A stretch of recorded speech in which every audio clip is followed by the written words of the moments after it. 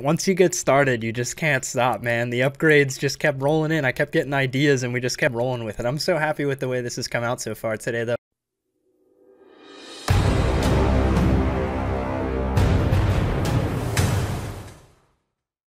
Well, I found another monument here, so I can't turn it down. I have water-breathing potions on me, and I need those sponges. I don't know what I need them for, but I just want to collect all the sponges. Plus, we could always do with a few more stacks of prismarine to upgrade the base. So I am going to go for it. We're going to find the Elder Guardians and do the same thing we did last episode. Hopefully a little more efficiently this time. We already got debuffed. Big boy number 1 has been spotted. It's so much easier knowing where they spawn. There's one in each corner and then one at the top. Oh god, he's with regular guardians this time. That's not good. Yay, we did it. All right, big boy number 1 down. We got our sponge, we got our prismarine fragments, we got re-debuffed. Now we just got to find the other 2. Okay, so I found the second one over here too, but there's so many freaking regular mobs with them this time. Last time the elders were completely by themselves. This time there's regular mobs spawning near them. It's like considerably more difficult when that's the case. You're getting shot from 40 angles at once. You don't know who's who. Obviously the regular ones don't deal much damage, but when you're getting hit by the big dude and the little dudes at once, it's very disconcerting. You can't break line of sight that easily because there's too many. I'm just going for the big boy. I think our best shot is to kill him and then just get out and leave the small guardians to be.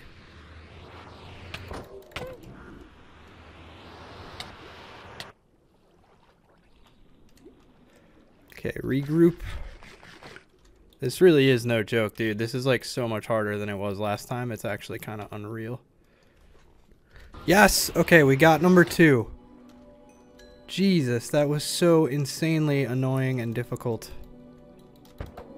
But we did it. Did we get the sponge? There it is. There's our second sponge. Now we just need to find the third one, and all 9 freaking thousand of those can just chill in there. I don't even care. I just need to find this last guy. There's so many in here, dude. This is so many more guardians than there were in the last one. It's crazy, dude. Okay, thank God the final guardian is all by his lonesome. This is gonna feel like a cakewalk after what we just had to do for that second guardian, dude. This guy should be a joke. I hate that these things have like those spikes on the outer body. Makes it so that every time you hit it, you take damage. Look at that. I hit you. I shouldn't be taking damage for that, but... Alright. Easy game. Easy life. All 3 guardians have been taken out. All 3 sponges have been looted. Now we just gotta wait 19 seconds. Perfect. Till our mining debuff goes away, and then we can start mining all of this down to the ground. I want to find a sponge room too. There's not always a sponge room, but I'm gonna guess there's one in here. So we gotta find the sponge room, and then we gotta mine all of this prismarine out. Alright, so we made it back out of the monument alive. No issues whatsoever, except I couldn't find a sponge room. I looked for about an hour, and I tore the place apart with my pickaxe. I'm pretty sure there was no sponge room in that monument, so we only got the wet sponges from defeating the guardians. Little unfortunate, because we ended up with 28 from our last monument, and only 3 from this one. But we did get the 8 blocks of gold from the treasure room in the middle, and I got 3 more stacks of each of the prismarine blocks. And then we also got these prismarine shards and crystals, which are used to make those sea lamps. So now I'm going to make a few more lamps for my basement at home. I have run into some traveling raiders. I know from playing multiplayer with my girlfriend that if you kill the leader of this like raid, you actually get the banner that he's got over his head. So oh, we got an achievement for that too. That's dope. But yeah, so there's the banner on the ground. We're just gonna take all these guys out. I'm not afraid. And yeah, so you can loot this banner and you use it. I don't know if it actually has a use. Question of the day, I guess. Is there some use to using this banner? All I know is that it looks cool if you put it in certain places. So we'll hang it over our fireplace to signify that we defeated these guys.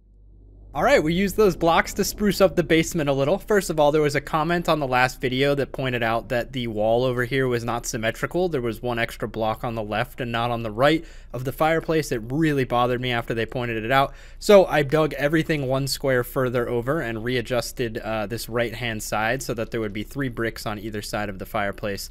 And then we put that new banner we just got and some lanterns there just to make it look nice. And we installed some extra lamps over here. But all in all, I love the way this basement basement looks, but I want to change the upper level of the house now. So I think we're going to switch from dark oak to birch just to make it a little lighter and make it match kind of the light green downstairs. Obviously birch isn't green, but it's just a lighter theme down here. So I feel like we can keep the dark oak floor, but everything else we're going to change to birch. And I'm also going to build a roof. So let's get started.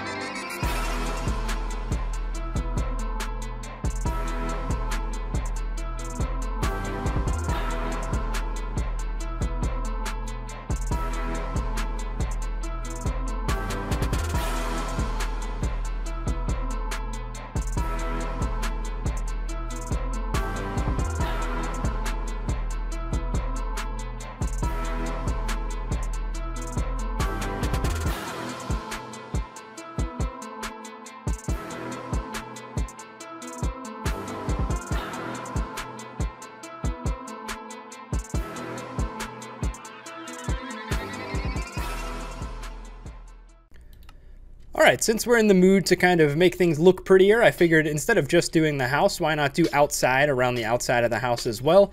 And so one of the most important things to do to make it look like less of a pleb home is to get rid of the torches and get a better source or a better looking source of light than just a torch. So we're here in the nether, we are mining glowstone, and with these we are going to create redstone lamps. We can power it with redstone blocks under the ground, and then we'll put redstone lamps all around the outside of our animal pens and all around the outside of our farm. And hopefully, I don't know exactly what it'll look like, but I have faith that it's going to look really nice at nighttime with the ground well lit up from the lamps instead of just from torches. It should look nice, and hopefully it'll fit the aesthetic of the area pretty well. Ooh, don't mind if I do. I was on my way back. We mined up. Oh, I'm going to die. Whoa, that was close. But look, we got another skull. This is our third wither skull. It's actually our fifth, but we lost 2 to that lava death a few episodes back. So it is our third wither skull. We can now successfully summon the wither if we want. But yeah, we're not going to do that.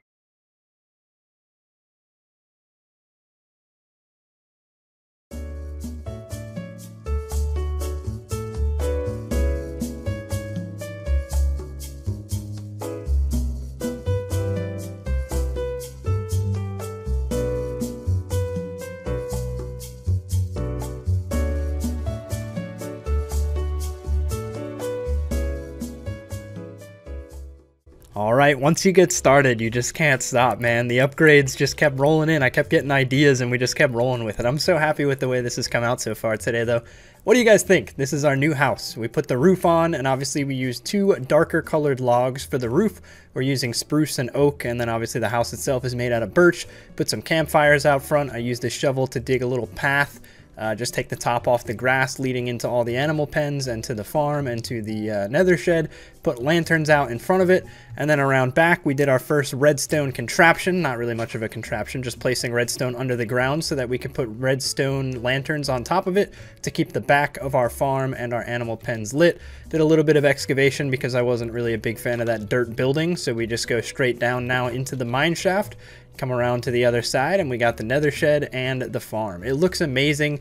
Obviously, I'm going to go ahead and say it's still a work in progress, because as I get better at this game and get better at building, I will probably continue to make this look more and more insane over time. It's still a pretty basic house as far as things go, but at some point we're gonna make this look sick. Obviously you guys know what the basement looks like at this point, so yeah, it's really coming together nicely. I kind of have 2 different themes between the upstairs and the downstairs, but hopefully maybe we can kind of mesh them together at some point and make it look even better. Here's the interior. We use, again, just some redstone lamps and then some regular lanterns to light up the indoors. Very, very happy with our nice little cozy log cabin home.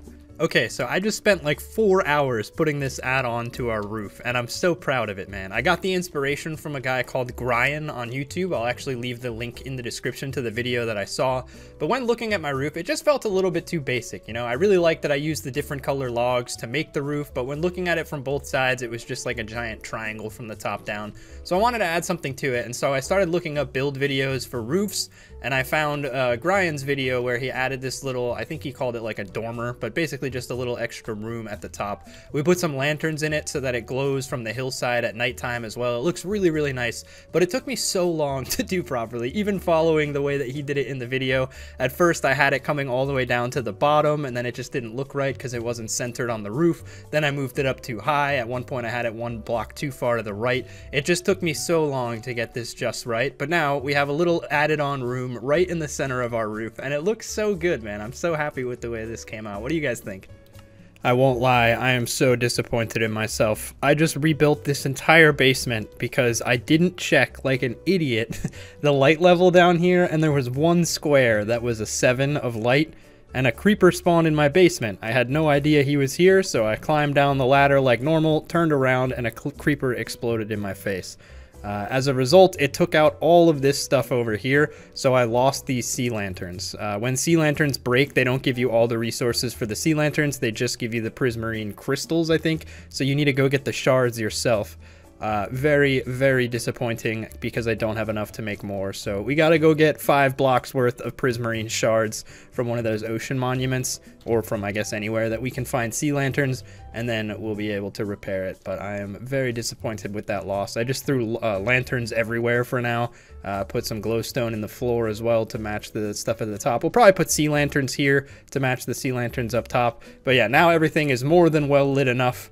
But unfortunately, we have to go get more sea crystals. Feels bad, man. All right, that's going to do it for today's episode, though. A little home improvement episode, a bit of a shorter one, but I really hope you guys enjoyed it. I've got a lot of inspiration for next episode as well. I think it's going to be one of the most exciting episodes so far. I found a video that was linked to me by one of my viewers that teaches me how to turn a mob spawner into a fully automated XP farm. And I haven't made any fully automated farms yet, so I'm really excited to try and make my first. And if I do it correctly, we will have an infinite, never-ending supply of XP absolutely for free. All we got to do is AFK and let the XP roll in. So very excited for that. I'm also going to mess around with nether portals and digging up to the bedrock. I'll explain it when we actually get into that episode.